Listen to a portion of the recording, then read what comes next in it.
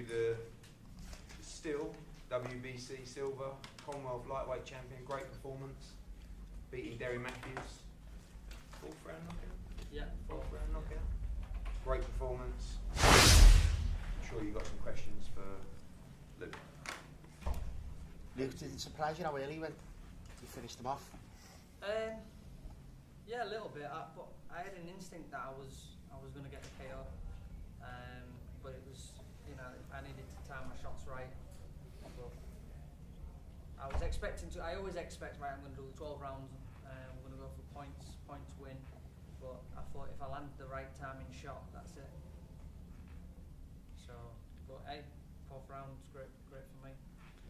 Does a win like that, Luke, prove that you were level or getting close to it at least? Yeah, no, definitely. It was another step up the ladder, in with a very experienced opponent, big, strong lightweight. And he just boxed for a world title in his last fight and just fell short. And I got a great victory tonight. Luke, you look like you were looking for the body shots early. Was that part of the strategy? It was part of the game plan, yeah. To work the body and just keep mixing it up. And I didn't feel as though I was coming into the fight yet. I didn't feel as though I'd got going enough, but I landed that right shot. What fight do you want next then? Well, I'm going to sit down with Eddie tomorrow and plan for the future. But like I say, I believe it's another step closer to going for a world title. And this is why I'm in boxing. I want to be the best, and box the best and beat them. How far do you think you are away from a world title shot now? I don't know. Next year we're going for a world title, I think. Not that far. Would you fancy Mendy again? So what European yeah, I mean, me, I'm easy. These are the guys that are planning the path for me, and I walk it. They make the decisions, agree, and then I've got to go out there and do it. But it's definitely an option. How far is it from a world title? I think one fight. I mean, you got Derry Mathews tonight. Just had a very good fight with Flanagan, quite a close fight, and he's knocked him out in 4 rounds. He's going to be probably top 3 now in the WBC. You've got Zlati Khan fighting Mikey Garcia. You've got Crolla rematching Linares. So the time those ones work themselves out, it'll be about there. I think it'll be close to mandatory. But I think the Mendy fight is a tough one because it kind of feels like we might be past that level, but at the same time, it would be nice to rectify the loss. And I think the next move is, if we go again this year, I'm not sure. But if not, I'd like to go back to Hull probably in February. And they've only got the arena there. I say only. It's a great little arena. It's just we've moved on from that space. But I would like him to go back there. I would like him to go back there in February, and then I would like him to fight for a world title in the summer in Hull, because he spent a lot of time. He's 3 fights now this year.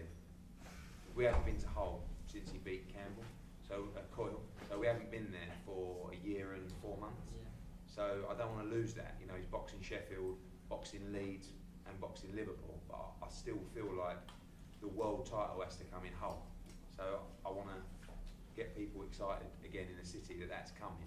And I would like to go back there in February, really. So is he back to the stage he was December now? No, I think he's further in front now because the Mendy fight, I still feel like 2 fights after that he would have been at this level. So it was important to get over that defeat, but also to move forward. I think the Mendy fight sells. I actually think it's quite a straightforward fight for Luke. Where he is now, at the time he made it a very difficult fight for himself. It was a close fight actually, but really the level he's now with Jorge, I think he should be dealing with Mendy quite comfortably. And I think to knock off that defeat before a world title would be nice and would make sense. It's just a case of whether that's the right fight. He's kind of been through most of the gatekeepers now. Could that be a final eliminator though as well? Mendy, possibly, yeah, he must possibly. be He's high up there, in the yeah, he's up there. I think he's top 6 or something. That would make sense as a final eliminator. They've got a big logjam, but we're not in a tearing rush to fight for the world title. I think it's definitely got to happen in 2017, but he's happy to keep improving with Jorge, and he is keep improving with Jorge. And that's one of the reasons I'd quite like to see the Mendy fight, because I think you deal with him in style, and then you can really use it as a yardstick. And so once you've cleared that, you say, right, we're ready now to go on and fight for a world title. Luke, I seen you're having a few words with Terry after the fight. Did he give you the pat on the back and any words of encouragement?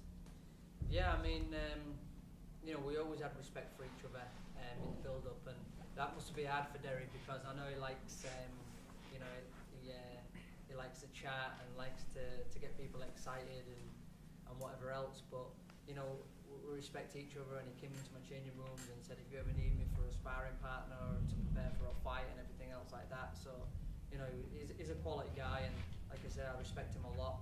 It was a pleasure to share the ring with him and to be a warrior in the ring tonight. So yeah, that was what Derry said. Did you expect him to get up from that first body shot? I did, but then he was leaving it late, and I thought, Yeah. because he got up on like 8 or 9. Yeah. I thought, oh wow, that must have really hurt. And then I thought I was going to finish him off on the ropes, and then he just came back fighting blow for blow. And then you know, I said to myself, I need to be smart and pick the right shot. So then obviously I looked for the shot. Then instead of fighting lever with lever, I just looked for the shot and slipped one back into the body, and that finished it off. Yeah. Okay, how do you feel Lucas developed under your shoot legend? Is he ready for the world title now? Yeah? No, I think that you know, I am waiting for his decision. You know, when he's ready, he's in touch with me, and he said, "Josh, I have that the proposition. What do you think about it?" And I think about it, and I tell him, or yes or no, or wait a little more, because he did 3 fights this year, 3 hard fights, you know, and he's a young professional, and he needs more time. He needed, you know, a little fight. It's okay. I don't worry about it. The more important is that he's coming a year for world champion. I promise you, you know, about it. But we come. I laid my work in his hand, you know. Each camp that we're having now, obviously we started working together in January, and each camp's we're more familiar with each other. You know, we know the right routine that we need, and you know, I'm working more on George's style, what he's teaching me and stuff like that, and I feel like I'm progressing and getting better and better. So you know, another couple of camps in time, then you know, I feel like I've really got into it and really working hard with George over in Miami. It's October now. I've been away in Miami for probably about 6 months of the year already. So for me, the training camps are physically and mentally tiring because I'm away from my family and everything else. But you know, it's what I need to do to get good victories like that. With the WBC, quite as you say, there's a bit of a logjam with that. Is Terry Flanagan an option for next year? Yeah, I think it could be a big fight. I think, you know, he's in a position. That's why I want to go back to Hull early next year, because we can do an outdoor event in Hull. We've done it twice. You know, he debuted in front of about 8,000. He fought Tommy Coyle in front of about 12,000. So you've got to feel that a world title should be 15,000 plus. So, you know, it would be nice for Terry Flanagan to box in front of, you know, a crowd like that. And he's looking for a big fight. But that probably come a bit later than he anticipates, because, again, we're in no tearing rush.